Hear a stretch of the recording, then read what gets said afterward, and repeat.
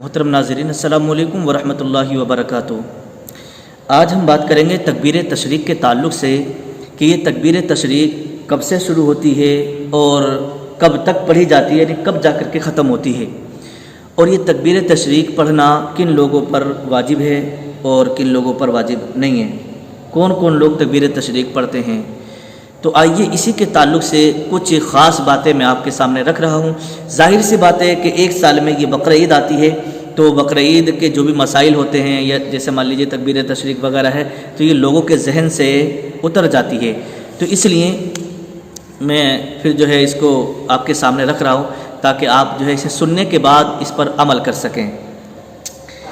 تو آئیے تکبیر تشریق یہ ہے کیا، کون سی تکبیر ہمیں پڑھنا ہے، سمجھ رہے ہیں کون سی تکبیر ہمیں پڑھنا ہے۔ تو تکبیر تشریق یہ ہے،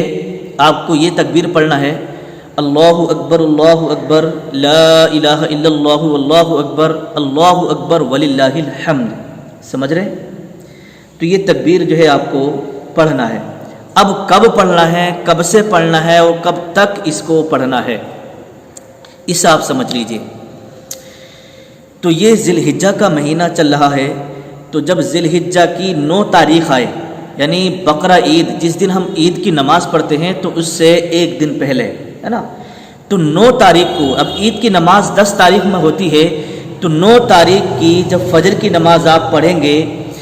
تو فجر کی نماز جب آپ جماعت سے پڑھیں گے تو جماعت کے بعد جتنے بھی مقتدی وغیرہ ہیں سب لوگوں پر سلام پھیرنے کے فوراً بعد یہ ایک مرتبہ تکبیر کہنا واجب ہے، سمجھ رہے ہیں، ایک مرتبہ کہنا یہ واجب ہے۔ اب اگر کسی نے 3 مرتبہ، جیسے بہت ساری جگہوں پر لوگ جو ہے 3 مرتبہ اس کا اہتمام کرتے ہیں، 3 مرتبہ یہ تکبیر پڑھتے رہتے ہیں ہے نا سلام پھیرنے کے بعد، تو ایک مرتبہ کہنا یہ واجب ہے اور 3 مرتبہ کہنا یہ افضل ہے۔ اگر کوئی 3 مرتبہ اس تکبیر کو پڑھتا ہے تو افضل ہے، ٹھیک ہے۔ اب ظاہر سی بات ہے یہ نماز پڑھنے کے بعد تمام مقتدیوں پر جو ہے یہ ضروری ہے اور امام صاحب بھی پڑھیں۔ اور اب رہا مسئلہ منفرد کا،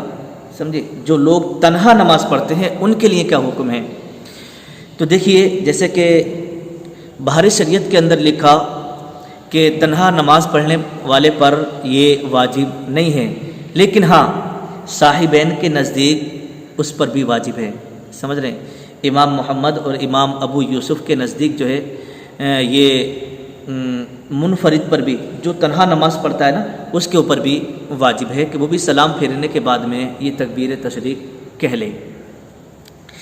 اب رہا مسئلہ یہ کہ تکبیر تشریق کب سے شروع ہوتی ہے، تو دیکھیے فجر کی نماز سے 9 تاریخ یعنی 9 ذی الحجہ کی جب آپ فجر کی نماز پڑھیں گے